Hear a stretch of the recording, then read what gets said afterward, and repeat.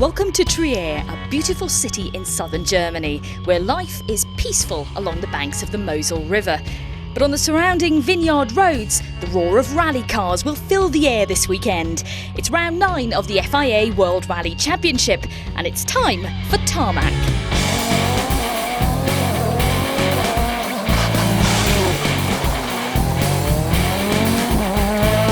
Every driver wants to win, and there are rivalries throughout the championship, as well as within teams. But is there competition between the drivers' engineers also? We catch up with Tom, Mikko's engineer, and Tim, who is Jari-Matti's. How close do you work together, Tom? Well, we probably spend more time with each other than we do with our families, so that's the starting point. Getting good results is crucial, and obviously there's rivalry between Mikko and between Jari-Matti, but is there a rivalry between the engineers in the team? That's what we want to know, is there? Perhaps a little bit, obviously we both want to win, but ultimately we work closely together. The aim is to make sure that both cars finish in the highest positions possible, so that's the main aim, but for sure it's nice when you win. We give them the best tools they can to go and win, and sometimes it's one, sometimes it's the other. Obviously if it's Jari, then I'm a bit disappointed compared to if it was Mikko, and Tim the other way around. So. On usually the Thursday we have the shakedown. Typically we've already done quite a lot of preparation before then, quite a lot of paperwork and admin things that we share between us.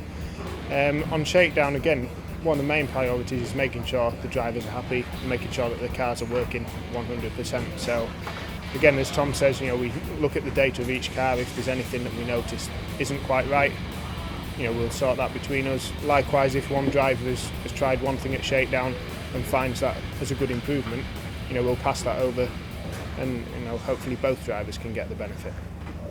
He doesn't take sugar in his coffee. Is that right? Yeah, fair enough. And what about Tom? Mum prefers tea. I try not to make it that often, but No, like never. Yeah, maybe.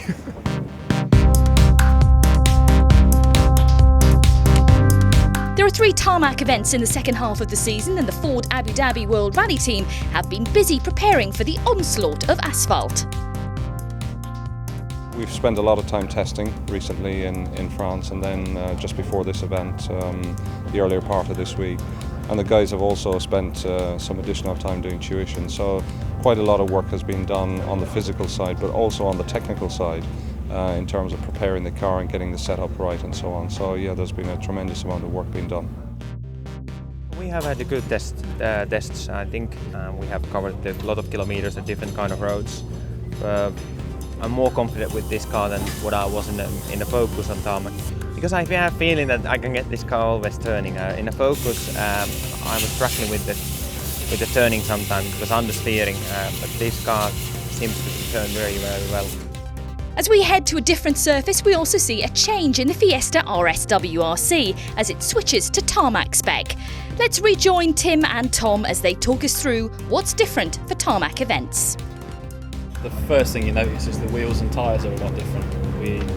We have a bigger wheel on tarmac, so on gravel, with a smaller profile tyre. The tyres, more a classic tarmac tread rather than a big gravel tyre for moving the gravel off the road. Generally you have a lot more grip on tarmac than on gravel, so to use that grip to its maximum, if you have the car down on the ground, the tyres are a lot more grippy, and so it's really about getting the centre of gravity low down and maximising what you've got. Behind the wheels we've got different dampers and spring arrangement on tarmac. They're a lot stiffer than the gravel ones.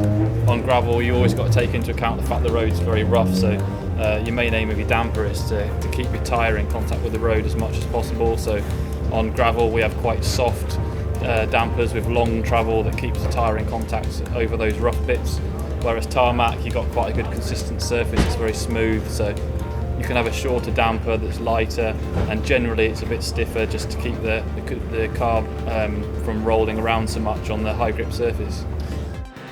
So the engineers have outlined the differences to the car, but what about from the driver's perspective?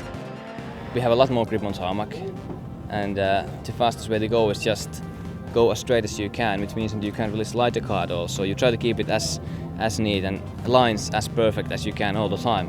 Like on gravel, sometimes we slow down the car by braking sideways and then slide around the corner. But on tarmac it just needs to be straight braking, nicely drive through the corner and then get the car straight and accelerate again. So it's a completely different way of driving.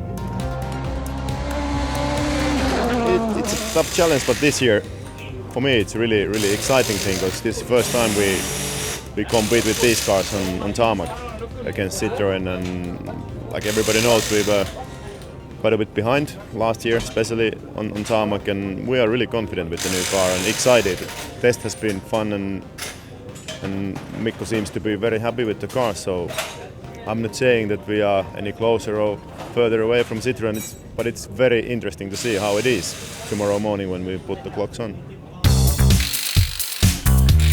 New for this event will be the Michelin Pilot Sport asphalt tyre.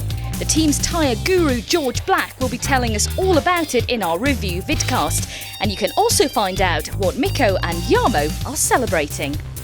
The rally gets underway on Friday morning with 19 stages for the drivers to tackle. The challenge of Rally Germany awaits.